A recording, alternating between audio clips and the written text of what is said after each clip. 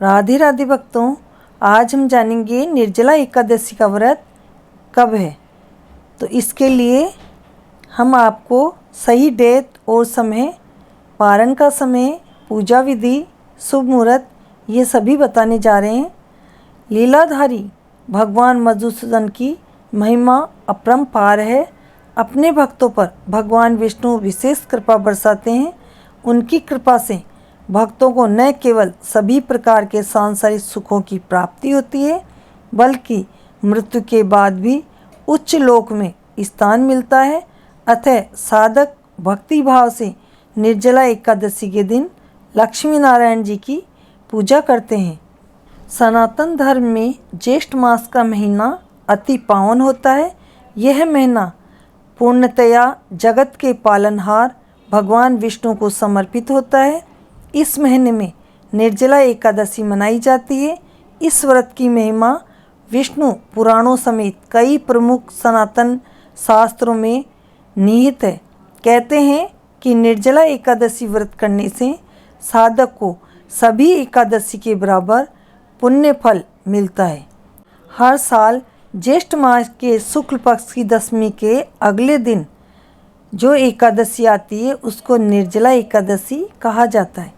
इसके अगले दिन यानी द्वादशी तिथि को पारण किया जाता है। इस व्रत में निर्जला उपवास रखा जाता है। व्रत के दौरान एकादशी तिथि के सूर्योदय से लेकर द्वादशी तिथि के सूर्योदय होने तक अन्न जल ग्रहण नहीं किया जाता है। निर्जला एकादशी के दौरान अन्न और जल ग्रहण करना वर्जित होता है।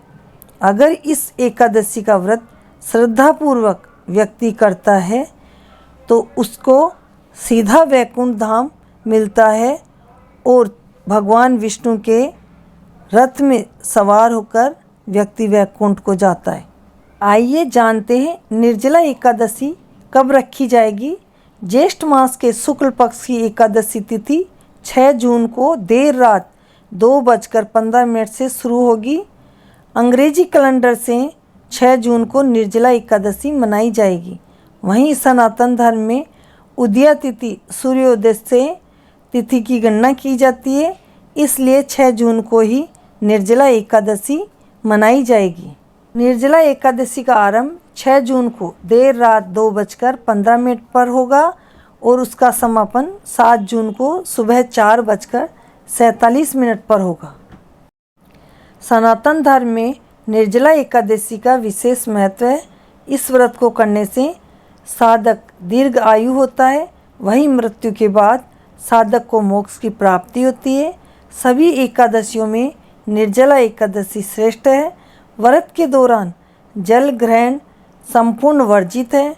इस व्रत को भीमसेन एकादशी भी कहा जाता है। गंगा दशहरा के एक दिन बाद निर्जला एकादशी मनाई जाती है। इस शुभ अवसर पर साधक अपने घरों पर व्रत रख लक्ष्मी नारायण जी की पूजा करते हैं। वहीं मंदिरों में भगवान विष्णु और देवी माँ लक्ष्मी की विशेष पूजा और आरती की जाती है। निर्जला एकादशी के दिन भद्रावास और वर्यावास योग का संयोग बन रहा है। इसके साथ ही हस्त और चित्रा नक्षत्र का भी निर्माण हो रहा है। वहीं अभिजीत मुहूर्त और वर्णिज करण के भी योग है। एकादशी व्रत के नियम की शुरुआत दशमी तिथि से होती है। अतः दशमी तिथि पर घर के दैनिक कार्यों से निवृत्त होने के बाद स्नान ध्यान करें। साधक गंगा जल युक्त पानी गंगा जल मिलाकर पानी से स्नान करें और आचमन कर एकादशी व्रत संकल्प ले। इसके बाद पीले रंग के कपड़े पहने और सूर्य देव को जल अर्पित करें। अब भक्ति भाव से लक्ष्मी नारायण जी की पूजा करें। दशमी तिथि पर सात्विक भोजन करें। साथ ही ब्रह्मचर्य नियमों का पालन करें। किसी के प्रति कोई वैर भाव न रखें और न ही किसी का दिल दुखाएं। अगले दिन यानी एकादशी तिथि पर ब्रह्म बेला में उठें। इस समय लक्ष्मी नारायण जी का ध्यान कर उन्हें प्रणाम करें। इस समय इस मंत्र का पाठ करें। एकाग्रे वस्ते लक्ष्मी कर मध्ये सरस्वती कर मूले तु गोविंद है प्रभाते कर दर्शनम। अब घर की साफ सफाई करें। दैनिक कामों से निवृत्त होने के बाद गंगा जल युक्त पानी से स्नान करें। इस समय हथेली में जल लेकर आचमन करें। आचमन के समय भी इस मंत्र का उच्चारण करें। ओम केशवाय नमः, ओम नारायणाय नमः, ओम माधवाय नमः, ओम हरिकेशाय नमः। अंत में अंगूठे से मुख को पोंछकर ओम गोविंदाय नमः का मंत्र उच्चारण करें। अब पीले रंग के कपड़े पहने सूर्य देव को जल अर्पित करें। सूर्य देव को जल अर्पित करते समय भी इस मंत्र का उच्चारण करें। ओम एहि सूर्यदेव हस्त्रांशो तेजो राशि जगतपते अनुकंपये माम भक्त्या ग्रहणार्घ्य देवा करह। अब पूजा घर में चौकी पर लाल या पीले रंग का वस्त्र बिछाकर लक्ष्मी नारायण जी की प्रतिमा स्थापित करें। इस समय इस मंत्र का उच्चारण कर लक्ष्मी नारायण जी का आह्वान करें। शांताकारं भुजदशयनं पद्मनाभं सुरेशं विश्वाधारं गगनसदृशं मेघवर्ण शुभांगं लक्ष्मीकान्तं कमलनयनं योगिर्भिधार्येणगम्ये वंदे विष्णुं भवभयहरं सर्वलोकनाथम।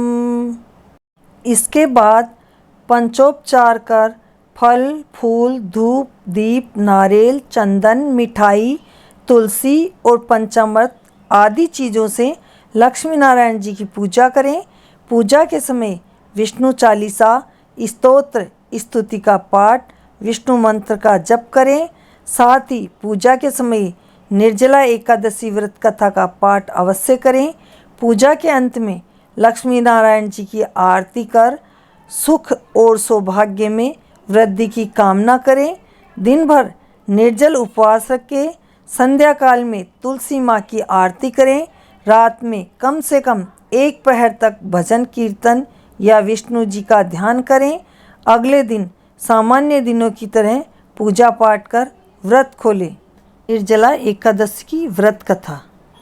महाभारत काल में गदाधारी भीम को छोड़कर पांडव परिवार के सभी सदस्य एकादशी का व्रत करते थे। एक बार गदाधारी भीम ने वेद व्यास जी से पूछा, पितामह, मैं भूखे नहीं रह सकता, इसके अलावा एकादशी का व्रत नहीं रखता हूँ। आप कोई ऐसा उपाय बताइए जिससे सभी एकादशियों के बराबर पुण्य फल प्राप्त हो सके। तब वेद व्यास जी ने कहा, हे कुंते, तुम तनिक भी चिंता न करो, धर्म में इसका विधान है। तुम ज्येष्ठ माह के शुक्ल पक्ष की एकादशी के दिन निर्जला व्रत रखा करो, तुम्हें सभी एकादशियों के बराबर फल मिलेगा।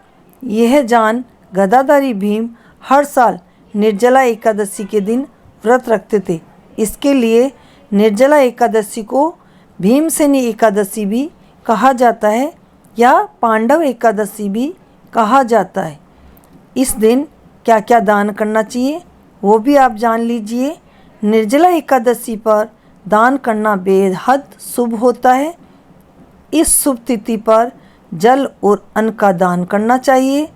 इसके साथ ही साधक मिट्टी के कलश, फल, कपड़े, वस्त्र, छाता, जूते और चप्पल आदि का दान कर सकते हैं।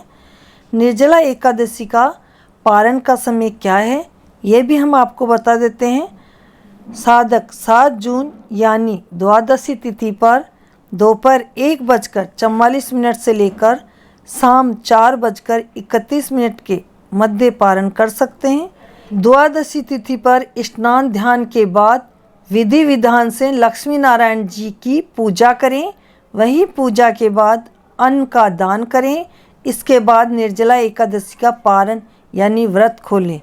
भक्तों, आपको मैंने संपूर्ण जानकारी दे दी है। अगर आपको ये जानकारी अच्छी लगी हो तो कमेंट में हर हर महादेव ज़रूर लिखें और चैनल को लाइक एंड सब्सक्राइब करें। अगर आपने सब्सक्राइब नहीं किया हो तो कर ले, ताकि जो जानकारी हम आपके लिए लेकर आते हैं वो आप तक पहुंच सके और आप इस जानकारी का लाभ उठा सकें। राधे राधे। जय श्री कृष्णा।